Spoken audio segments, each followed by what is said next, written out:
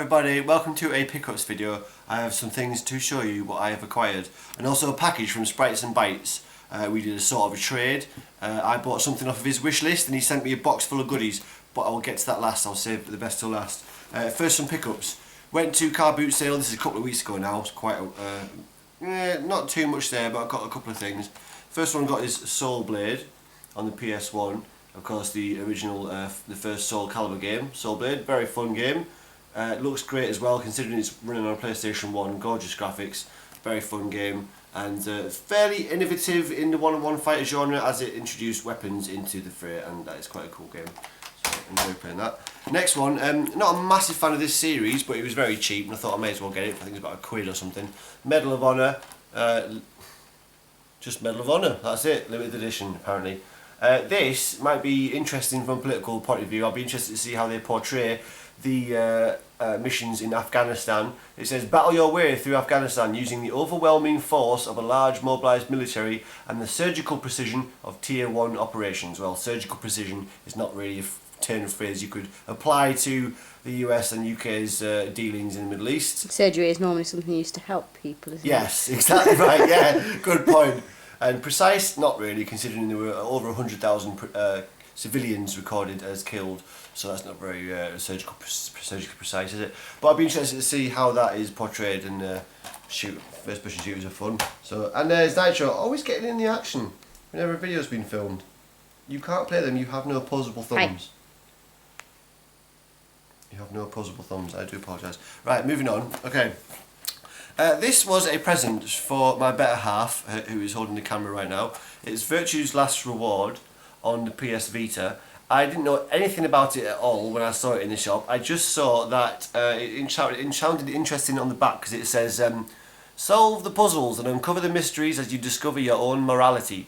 So, morality, puzzles, I thought that would interest Carla. It sounds quite, highbrow. You haven't played that too much yet at the minute, have you? Not really, no. I got out the first room and then thought, well, this is a bit samey. Oh, so right. We'll see. We'll see. Yeah, I'm taking it to work, so we'll see. Good. A slow start, but it's something to do, isn't it? The Vita is a really nice machine, and yeah, it's cool. Didn't you slag it off? I did slag it off, and I do think that with it being, heavily biased towards the digital content, I don't like that, but it is a cool machine. So, another present I got for Carla for Christmas was Adventure Time. Explore the dungeon because I don't know. Now, Adventure Time, very, very, very cool cartoon. Very political, actually, very socially conscious, very funny, very bizarre and random, and just absolutely very refreshing, good cartoon. But this game is not representative of the ethos of the cartoon, in that it's not that random, it's very linear. You are just basically going through dungeons. Because I don't know. There is nothing. Yeah, there's nothing going on really. We played the first half an hour of it, and so far it's really shit. We're going to give it a little bit longer, but if it doesn't improve quickly, this is going to be getting returned. But inspired by this, and I wish I'd got this one, inspired by this, Carla then went out and bought the other Adventure Time game that is out, and I wish I'd held off to get this one instead, because it does look a lot better. And this is Adventure Time, The Secret of the Nameless Kingdom. It's quite an obvious homage to Zelda, link to the past or whatever, the one on Super Nintendo.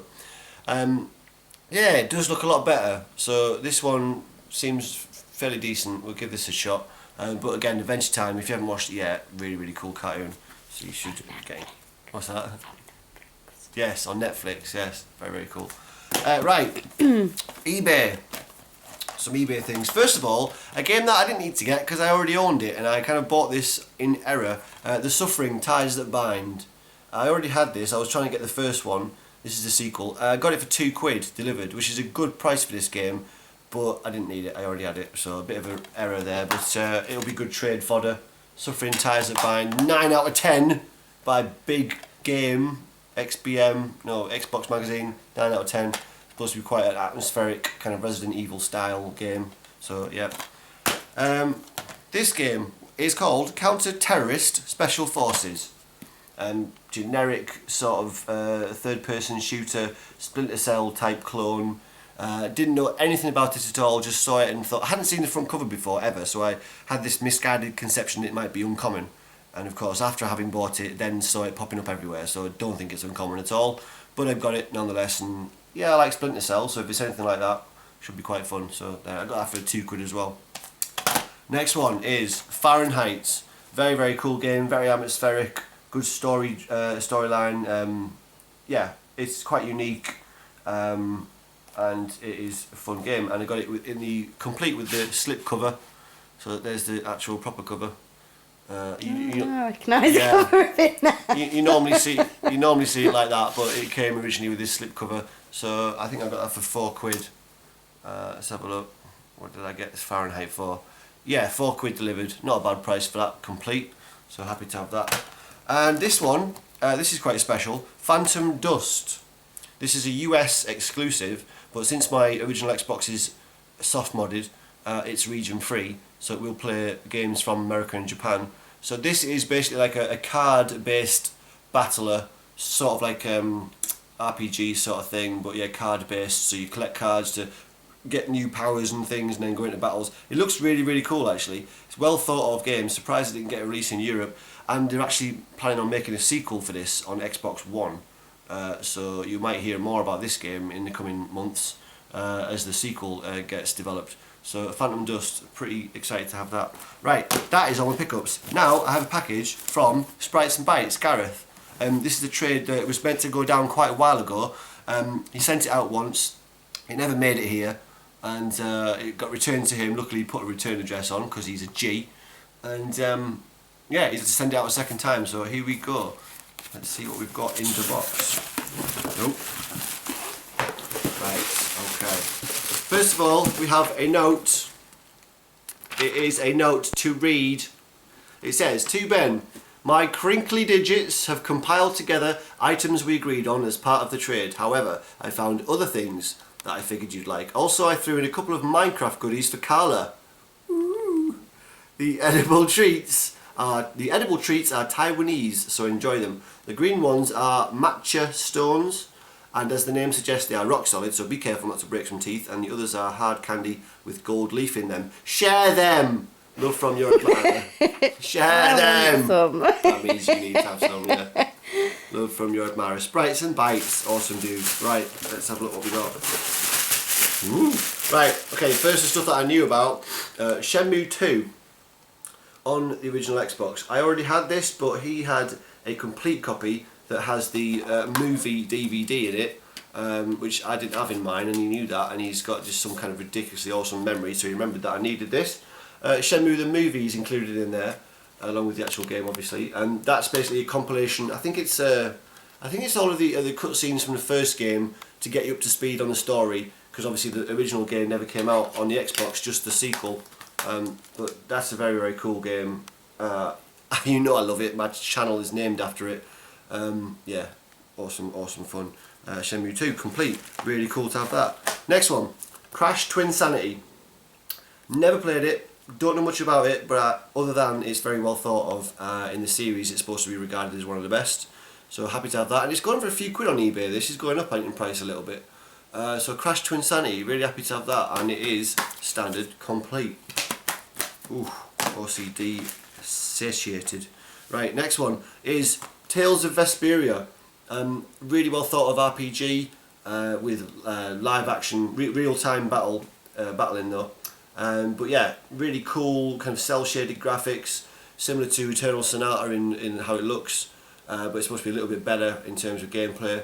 But yeah, Tales of Vesperia, we'll both probably enjoy that one at some point in the future. So yeah, cool. Thanks very much for that one. Right, these are the extra goodies. We have a creeper.